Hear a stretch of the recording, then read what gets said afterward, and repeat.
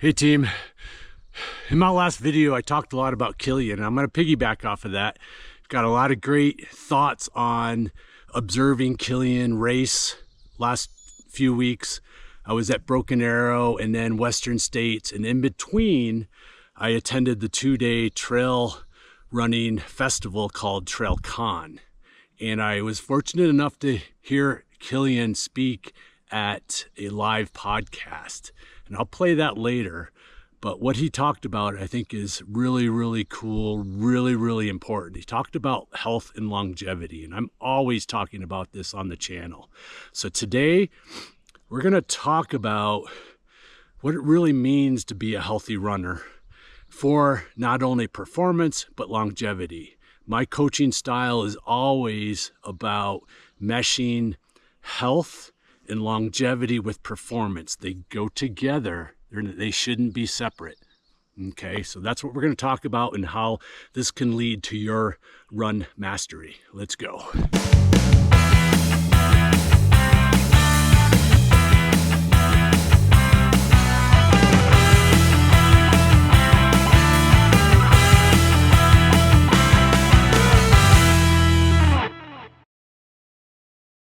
So in my last video, I really talked about doing things differently, changing things up to be the best you can be.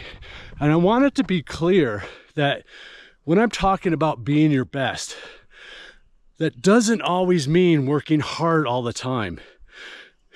It's not the one more mentality. It's not the no days off mentality.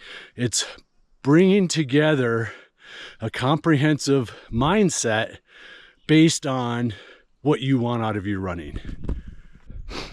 Everybody can work hard. It's not about always working hard and one-upping yourself or others every day. It's not about that. It's about developing and understanding what mastery is. And my definition of mastery is, one, you realize that on the path to mastery requires practice.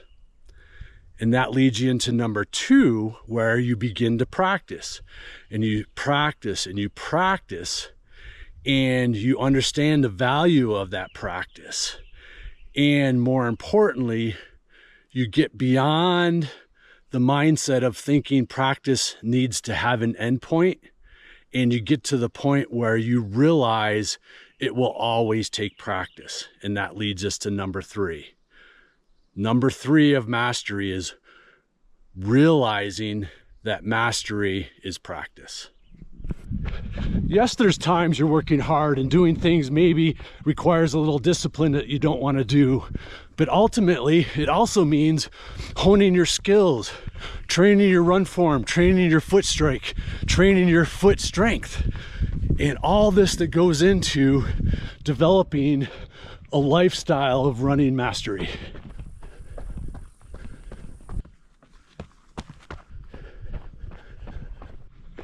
And one of the biggest, most important things when it comes to longevity and strength is having good run form.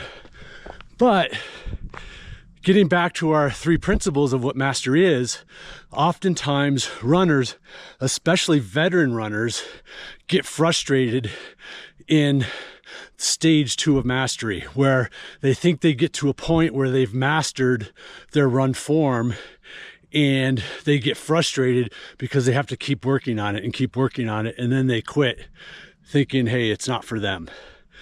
Great example of, hey, once you take it to step 3 of mastery, realizing that you're always working on something when it comes to run form allows you the patience of developing mastery.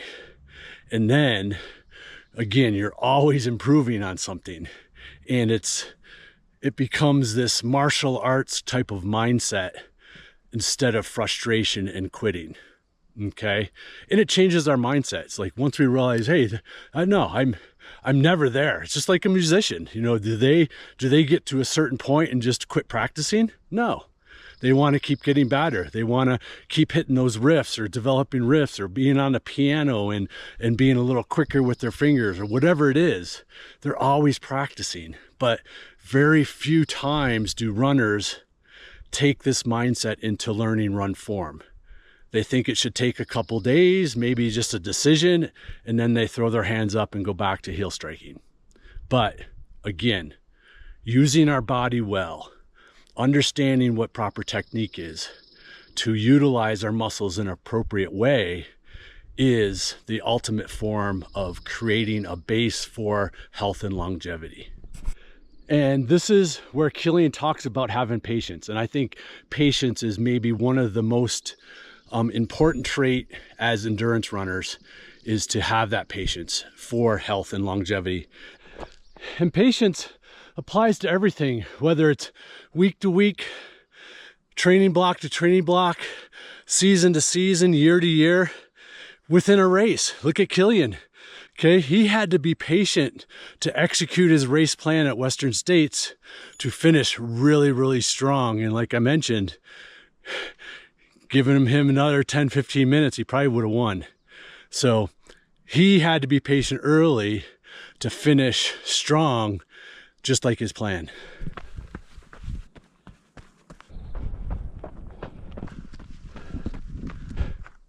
And so here's Kilian, his own words on what health and longevity means to him and maybe what he hopes to means to you. Over the years, I think often we overestimate the short-term things, what's the 4 weeks or 8 weeks or 6 months leading to Western States or leading to that race, and that it has somehow a weight on it, but it's very, very limited. What I think one of the takeaways that I have been more cherishing lately is the importance of health, of systemic health, so that our respiratory system, our thermoregulatory system, our metabolic system, our renal system, all the cognition, all these systems to be healthy. Because we can train very hard, we can push our limits for short term kind of easily and get acute responses.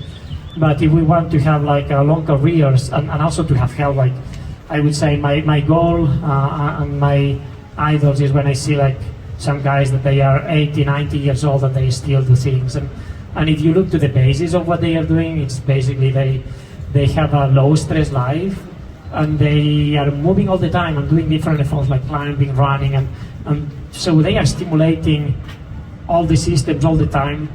And they keep some focus, some motivation, some goals. So at the end, I think that's the big base, and that's the base where you can after build on specifics, on heat training or on speed specific for the race, or on the neuromuscular specifics or of a race Western States or UTMB or Sures Enough. So those are just the icing on the cake, but we need to not forget the base, that it's a systemic health. Not to sound too corny, but I don't know about you, but I just think that's beautiful. And I think hearing that, it just kind of eases your mind and gives you that patience that, hey, if I want, my running can be a lifelong pursuit. And that in itself, that mindset, just again, should ease your mind and it give you that patience. And I mentioned earlier how in my coaching and my training and my books, it's really important for me to have that message that what you're doing in your training for your racing and performance also should be what you're doing for health and longevity. For example, in base building, oftentimes we hear, hey, it's just about zone 2. Well, a lot of times the most dysfunctional running comes when we're running in zone 2, when our form can get sloppy, when we're not focused and we're not using our muscles properly. So if that's all we're doing in base building, we're just layering on dysfunction. Okay, tightness, muscle tightness, everything that we've been brainwashed to think is common for runners takes place when we're running easy. So we've got to combat that. So in base building, yes, we need endurance, but the other two pillars are strength and speed. Yes, speed is meant for not only performance, but to help you for your health and longevity in running. It helps you get range of motion. It helps you fire muscles quicker. It helps you develop your neuromuscular system. All of that goes into being a healthy runner for a long period of time. Okay, so take home here, in base building for performance and longevity, the three pillars, endurance, speed, and strength should all be incorporated into your base building. And then as you lead into maybe more specific training blocks for performance, you start to mesh those three pillars into strength endurance, speed endurance, race specific endurance. Okay, that's the process, that's the pyramid. And I'll leave you, I wanted this to be a little bit more philosophical. So I'm going to leave you with this, is that I mentioned how, the 3 stages of mastery. So usually, the flies are out again, usually the sticking point for an athlete in developing mastery is that stage 2, where they start to get frustrated. Okay, and that frustration is the clue, or your clue, that you're getting impatient. So this week, while you're out running and doing your workouts or whatever you're doing as far as your running, notice when and if you start to get frustrated, that's a sign of patience. And all you need to do is catch yourself from being patient and realize, hey, go into practice mode, go into practice mindset, and see how that shifts everything and allows you to be patient. All right, that's what I got for you today. Over and out from Farron's Divide, Jackson Hole, Born to Run World. See ya.